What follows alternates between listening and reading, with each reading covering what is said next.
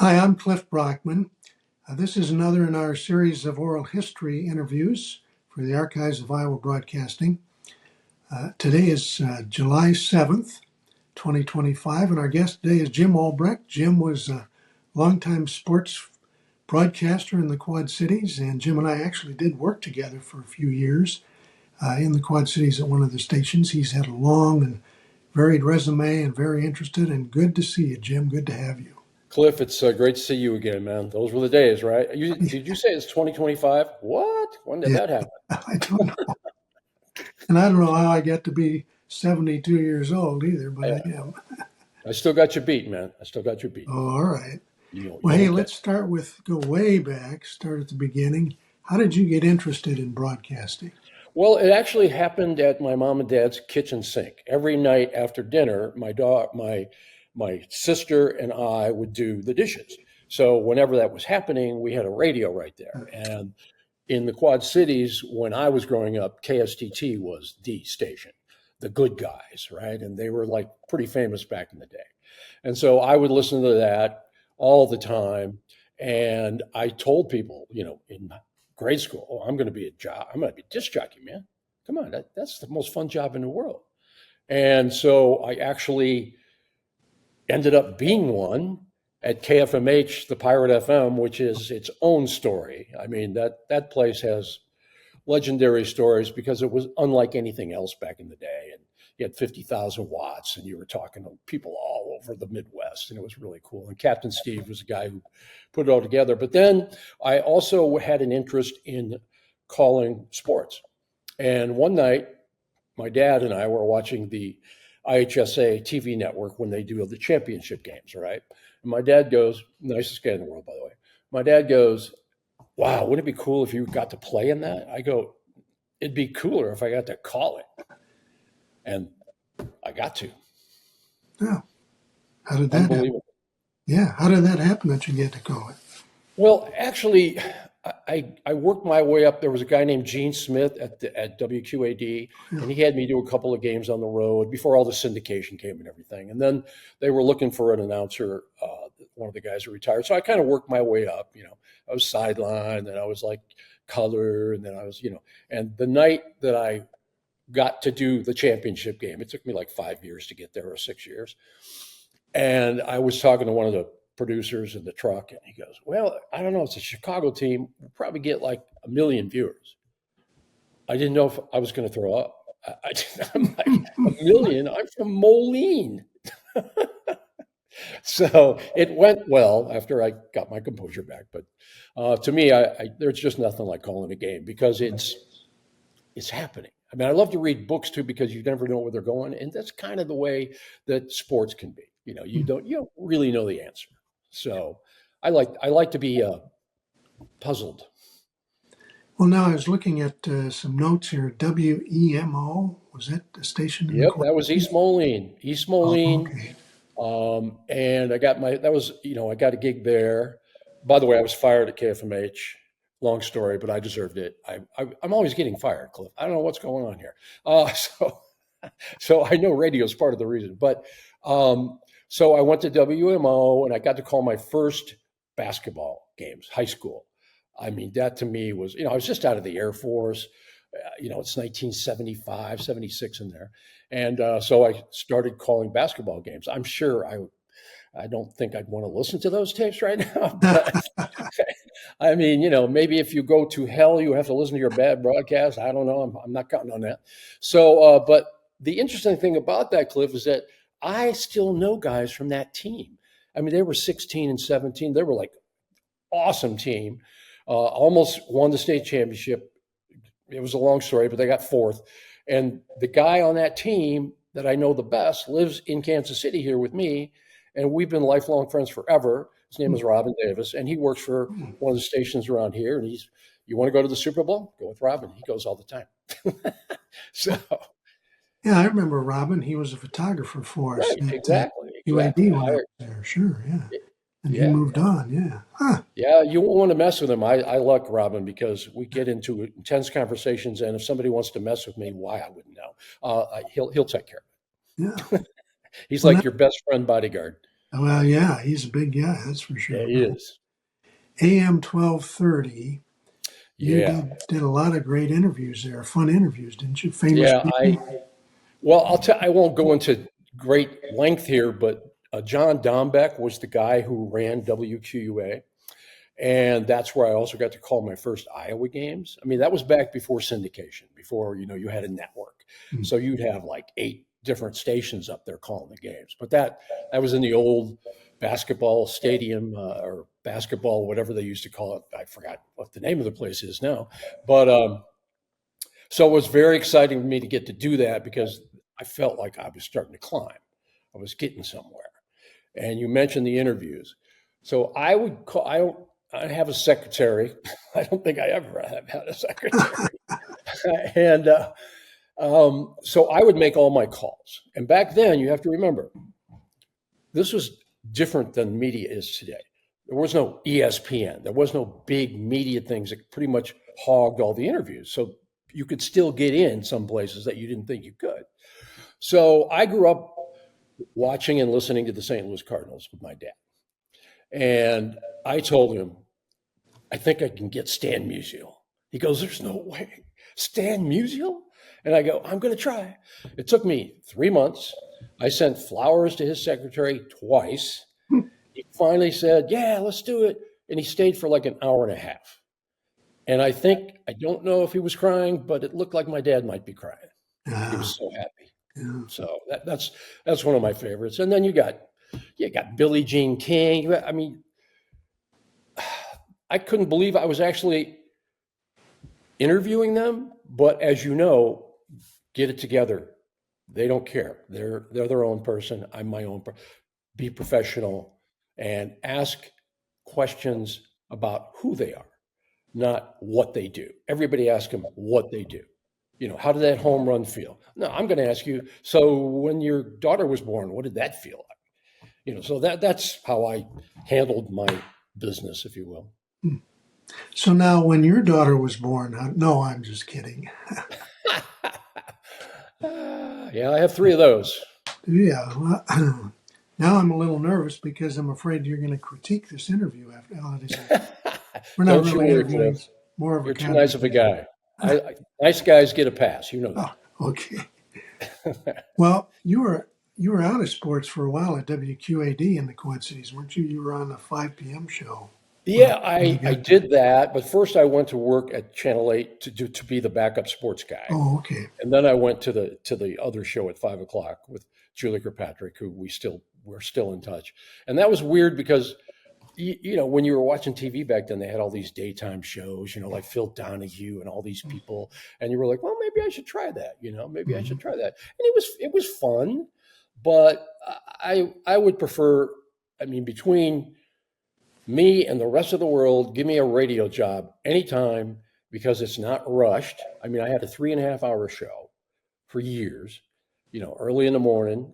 I never get up early in the morning again. Ever. Oh, never. Don't call me. All right. So, but you had all this time to plan and whether it was authors or, Rob Reiner being in your studio, it's like you just had time. And time is, as you know, as we're getting older, I hear it's precious. Yeah. I hear time is precious. So yeah, I did a lot. And then I went back to Channel 8. I was there twice and sports director. And again, just, I mean, dream of yourself being in a plane going to spring training, and then you're going to actually get to call a Cubs game. Me and my buddy Charlie Wise, he was like, oh, I'm going to be there. And I'm like, okay, well, you can be the color guy. So we sat where Harry Carey usually sat because he wasn't calling the game that day. And you're like, oh my gosh, what am I always thought I was a pretty lucky guy. I mean, if you've met my wife, you already know that. But I just, I know it takes hard work and I know it takes dedication and I know you got to want it. You got to work how many hours and how many jobs and all of that. But I always felt like I got lucky picking what I loved. Not everybody gets to do that. Now, when you were doing that, were you at QAD or where were you? Where was it doing? Oh, that was I was actually at I was at Channel 8. They said, Oh, was. that's the difference between today. They're not going to send a local sports guy to spring training. It doesn't fit the budget, right? It's not going to fit the budget. And so, that we know how radio's going. Hey, you're a professor of all. Wasn't that your title? Now I'm a retired. Now my title is Professor Emeritus. Oh, gotcha. I like that one too. That's a fancy word for retired. I do like the word retired, though. Don't get me wrong. I do like Okay, so we were at QAD together for a few years there. You were the sports director. Mm-hmm. Let's back up here. I'm just thinking we just got done with the, not the Quad City Open, the John Deere Classic. Yep. And while that was one of your gigs at QAD, that was something that you headed up. The sports director always headed that up. And I always got the impression that maybe that wasn't quite your favorite. Well, first of all, I'm not a golfer. I don't have anything against golf. Hey, anytime you get out there and walk and, be with your buddies or whatever, that's good for the head. But I didn't know a lot about it. So I had to rely on a lot of people like, I'm the guy that's going, what's a par? They're like, what? So, but we put the show together, and guys like Andy McKay, all those great photographers, we put it in like 100 hours a week. We come back, put a show together for 10:30, and it always kind of worked. And some of the pros would say, "Hey, man, I saw you last night. Great job, blah blah blah." And I go, "What, are you a golfer?" "I don't know you. I don't know." So it's like, but it was fun. It was fun, but not my favorite thing. No, not at all. What was the most famous person, or not most famous, what was your favorite interview that you did while you were sports director? Well, there's my favorite. Did I already mention Tom Izzo to you? I don't think so. Well, earlier before we started, yeah. Oh, earlier before we got on. Okay, I didn't want to repeat myself. So I have a lot of, when you interview Walter Payton and we mentioned Stan the Man and Michael Jordan and all these people. Tanya Harding was one of my favorites because she was the girl with the stick in the Olympics. Yeah. I had her walk out of the studio with me and hold up a stick like she was going to beat me with it. So I don't know why she did that. But I'll get to my favorite was Tom Izzo, longtime coach of Michigan State. They're in town playing the Hawkeyes the night before his dad passes. And so I usually go to the visiting, locker room and get an interview. And so I'm assuming that's not going to happen. This guy's got a lot on his mind, And so I talked to the AD, and the guy goes, "Oh, no, he's cool. He's waiting for you." So we're in this locker room. I mean, imagine you're in a Big Ten locker room. There's not a soul around, just you and this who will be a legendary Hall of Fame college coach. And all we did was talk about dads. We didn't mention basketball one time. And he was just, when you get somebody to say some heartfelt things to you, that's not usually going to be there, then that's your job. That's when I knew I was doing a good job. I couldn't believe he did it. I thank him to this day. Well, now at WQAD, then you left there. Where did you go from there? I went back to WOC or to WOC Radio because I mentioned this before, Cliff. TV was fine to me. Obviously, I had to, obviously have a makeup artist and all that stuff. But radio was what I grew up with. It's what I loved. You could do longer interviews. In a TV sportscast, you got 3.5 minutes if you're lucky. And I didn't want to hog the thing, but it was like you couldn't really get to, how deep you wanted to go. And so radio allowed me to do that. And I don't know if you know this, but for some reason, every time I did talk radio, I stood. I never sat down. I just found that the energy was there. It's like, so now my buddy, Dan Kennedy, I wouldn't call him a sidekick. I'd call him an equal at WOC. He would sit down because he's smarter than me. But it's just, Dan's just another guy that it makes life worth living. You know what I'm saying? If you meet good people. So. Okay, and then where did you go from there? Where did I go? Oh, a little place called Green Bay, Wisconsin. Oh, yeah, right. Yeah, tell us about that. So it was a station, believe it or not, called WNFL. And I'm like, oh my God, nobody's got an NFL in their call letters, right? Mhm. And so I go in and I meet the people. I go, are we not using this NFL thing? And they go, well, what do you mean? I go, we're not WNFL, we're the NFL. That's what we use. It's all our call letters. And they were like, oh, yeah, you're listening to the NFL. Cool.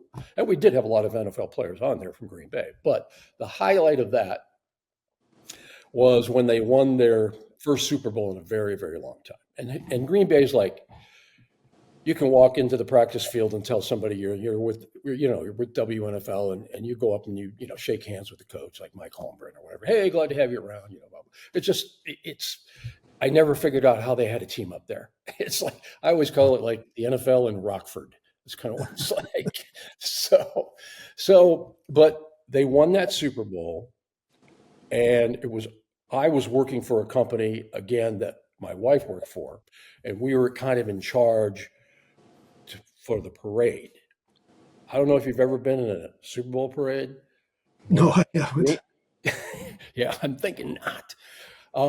And so I was in the bus. There was like 5 buses. I was in the bus with the wives and the girlfriends, hoping that the girlfriends and the wives didn't get mixed up. So the thing is, we drove 15 miles from where we started to Lambeau Field. It took us 4 hours. The streets were packed. I mean, we went by a hospital and every doctor and nurse is on the street. I'm like, I wouldn't want to be sick today. That's not a good day. But it was, if you've never been a part of something like that, it's like I figured Norman Rockwell was standing by to draw a picture of this, because it was just like, I mean, I could stand in front of the bus and go, hey, go Pack, and people like, oh. It was nuts, man. It was nuts. So after NFL, where did I go? Back to WOC. Yeah, why did you leave Green Bay and go back to Well, there's another guy I need to thank, and his name is Larry Rasmussen. And even I was up there, but of course, that jobs tend to go away, especially as you know, in this day and age, when you have the big companies buying the smaller ones. And so they sold that station, and my show became syndicated by somebody else. And so, as I said, I went to work for a company that my wife worked for. That's why I was in the parade. But then Larry Rasmussen called me, or I might have called him. I don't know. And I said, hey, well, Dan Kennedy called me from his show after the parade, and he goes, hey, wow, we got to talk to you. We were on the air. And I go, first of all, get out of my seat. You're in my seat, Dan. That's where I always was. And so Larry must have heard it and said, oh, let's see. And so I went back there, and that probably was the best radio I got to do, because you knew it by then. You knew how, and this radio today, I'm not pointing fingers. I never had to take a side. I could present both sides to an issue. I could make fun of one of the issues without being, well, yes. So to be out of radio before the anger arrived is a blessing, and not all radio is angry, but as you know, a lot of it is. Yeah, it is. Well, let's see. Then you worked for the Iowa Hawkeye Radio Network in there somewhere too, didn't you? Yeah. I got that gig when I was WOC, and it turned out to be a really good thing. It's amazing. People don't know what goes on behind the scenes, but the very first show we did pregame, I did pregame and postgame, and as I said, got to fill in for Dolphin basketball. But the first show, it was just hectic. Nobody knew what was going on. I mean, they got the microphones hooked up like 1 minute before air. We're not even like in place to do anything, which happened also in one of the IHSA TV. They had a big concert at the arena the night before, and they were trying to clean. We had like a guy's going 2 minutes to air, 2 minutes to air. I'm like, I don't have any microphones. I don't know what's going on, but you make it. Those are the stories that happen. But the pregame show, I got to meet some really cool guys. I mean, they're the guys who played when they were 20 and now they're 40.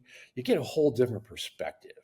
They've got kids and they've got, they're married. And I asked one guy, I got to forget his name, but he played for the Colts. He was obviously a Hawkeye. And he had just won a Super Bowl. And I said, his wife and kids were down there. And I said, do you let your wife wear your Super Bowl ring? And he said, she's never made a tackle, man. Until she tackles somebody, she's not wearing a ring. I'm like, okay. And that's the kind of stuff you get on the air. I mean, who's going to ask that question? Sometimes you take a gamble and it's stupid, but sometimes it's not. Mm-hmm. So, yeah, for 20 years, pretty much 20, and Dolph and Eddie Podolak, they were just a delight to be with. And I took pride in that show.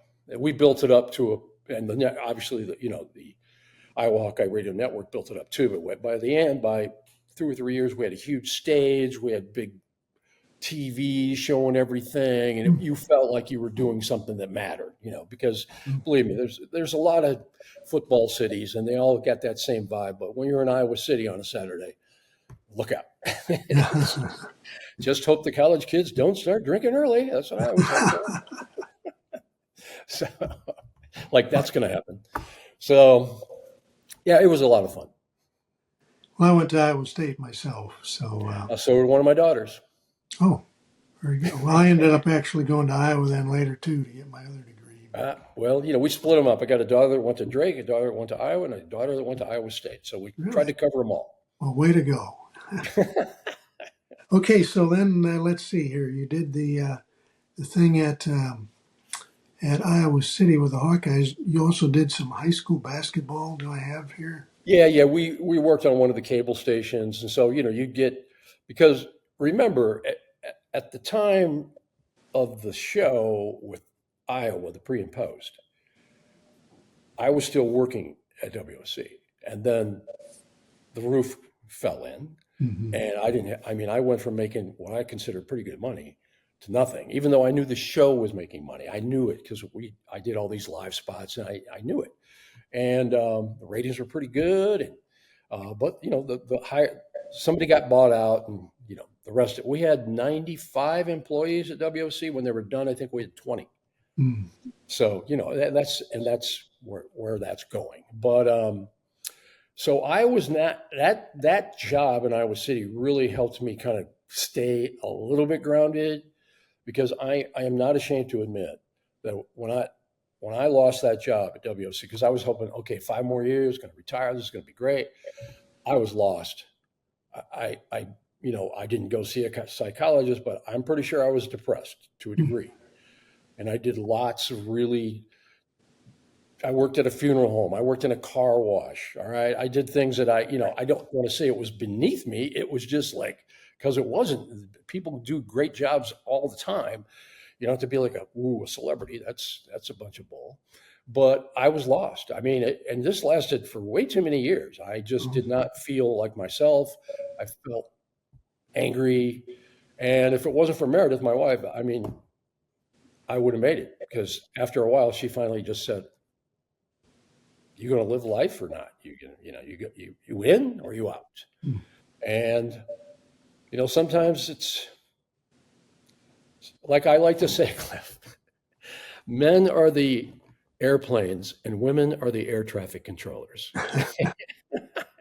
That's who they are to me. It's like a good one anyway. Mm-hmm. Yeah. I also have a note here that you did Quad City steam wheelers. Try and say that 5 times. Okay, so it's arena football. I know? Right. Yeah, mm-hmm. I didn't know arena football. I didn't know what that was. But I knew Jim Foster, who owned the team, and a shout out to Jim too, because he helped me out a lot. And so they started the season in 1999, and I had just come back from Green Bay. And so they wanted, radio guys. And so I'm like, yeah, so Jim gave me the job. And the first 2 years, it was like being, I don't want to say, when something big happens, everybody wants to be a part of it, but that's what it felt like. The arena was full every night. They didn't lose. They lost 1 game in 2 years.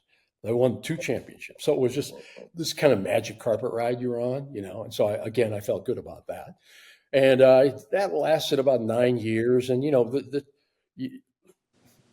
minor league franchises, they're tough. People change their interest. You don't win, whatever. But I came back and worked for them again. And they're still going. They're still going. I just, at some point, Cliff, I decided, okay, I'm going to stop the pregame and postgame. I'm going to stop the steam wheelers because I'm ready to retire. I want to turn it over. There's a guy doing the steam wheeler games now. Name escapes me. He's great. I mean, it's time sometimes to pass it on, And besides, I don't have a problem with retirement. No. I know guys, my friends are like, I don't know what to do. I go, well, sit down with me. I'll tell you what to do. You look like you're enjoying retirement, all right. I am. Yeah, good. And WQAD I didn't remember this till you mentioned it. You did commentaries for QAD. Oh, yeah. Again, Larry Rasmussen, the general manager, he called me one day and said, hey, would you like to do commentaries? I'm like, I think I do running commentaries most of my life anyway. I might as well try this, right? So it turned out to be a lot of fun. And it was right before the era where if you said something a little off, beat, you didn't get crucified. I mean, I think the one time that I got crucified, Michael Jackson had just died. And I was like, oh, what a talent, great, but I think his daddy and his family, I think he was just kind of lost, living on this farm with elephants or whatever, and I didn't get into the whole, was he doing something illegal or all that, but I got like 4 pieces of hate mail. That was it. Oh, that's not too bad, huh? No, but we do outrageous things. Wasn't there a politician called Weiner, David Weiner or somebody? He got in a lot of trouble or something. And so I did a commentary from underneath the desk with a Oscar Mayer wiener, so you could only see the wiener. And I'm like, look, whoever this guy is, he's getting into my life, all right? People are talking about wieners like they're no good. They're good, all right? It's like, how do you have a 4th of July without a wiener? So that's the kind of stuff we did. We didn't, again, take yourself too seriously, and I think you're missing the point. You also did a written commentary, didn't you? Yeah, I did that for the Daily Dispatch. My wife and I talk about newspapers all the time as if, it was the golden age, because I love to read a newspaper, but things change, things change. So I wrote I got in trouble there a couple of times, but not through the paper, but through people who didn't like an article or something like that. So, but you can't do that job. You can't please everyone. If you do that, you're not even doing your job, You got fired 4 times. Yeah, my wife almost fired me for the 5th time, but she saved me instead. So, yeah, and I got to realize that it was just part of what it was. I mean, it's not that it was you. You didn't do anything. The ownership changed hands. Most of the time, that was it. Although I did get fired one time, it was my fault. You ready? Yeah. Okay, so, things are changing. It's not good. We have one general manager for 3 stations. So nobody's going in depth. They're just looking at, the fiscal charts. And so he gathers us. I don't even remember his name, but I don't suffer fools gladly, even when I'm the fool. And I knew this guy was out of his league. He had no idea what he was doing. And so he set all of us around this big round table, and he comes up under this, and he holds up a balloon, and he goes, you remember those cartoons where the characters what they were thinking would appear in the balloon? He goes, let's do this exercise and tell me what you think should be going on here, how we could improve. At that point, I'm like, so by the time I get the balloon, I have a pen ready to go. Boom. I was gone the next day. And that sounds exactly like something you would do. Yeah. Well, I did throw firecrackers at Channel 8 on 4th of July into the cameras. And and I was the guy that the general manager was always telling you to get a haircut. I felt like I was back in the Air Force. Get a haircut. Mm-hmm. So, hey, I figure at 74, if I can still grow hair, it's growing. That's it. Way to go. Thank you. Serious for a moment. Sure. You mentioned, things are changing in radio. Where do you think radio is going? I still have some friends who are involved in it on several levels, and it's interesting to me that in smaller towns, I'll just name one. I don't even know if that's the town, like Anawan or something like that. Mhm. There's still a loyal base to listen to the farm reports or whatever is going on in that particular little city. And so they're doing all right because they don't overcharge and they're fine. And let's face it, Cliff, people, when I got to Kansas City, I ran into this guy who was he was in radio for years and years. And I go, hey, I'm curious, is there any gigs, part-time, whatever? He goes, well, I could probably find you one, but you don't want to make any money, right? And I'm like, no, not necessarily. So it just doesn't pay what it did. It can't. It's just, I have a friend, Doug McWhorter. He said, media, especially local media, changed the minute the accountant walked into a meeting. Because once the accountant's in the meeting, it all changed. Because everything was, hey, everybody was making money back in the day. So I don't think, like in big cities, like I'm in Kansas City, I don't think the quality of the radio is that good. A guy that was on the radio for like years, pretty famous around here, they cut him loose. That's just the way it's going to be. Look, whoever invented the podcast was a genius. I'm not the guy who goes, well, you killed radio. I don't know. These guys and ladies, they're doing an unbelievable job. I mean, dude, nobody who knew Joe Rogan was 10 years ago, and now presidents will sit down with them. You're like, oh, okay, well, that's a little interesting. So, speaking of that, sitting down, Liberace. I forgot to tell you the Liberace story. Oh, okay. So he was doing a show in the Quad Cities, and everybody knew who Liberace was, right? He's just and he wears all these weird clothes and has all this hair.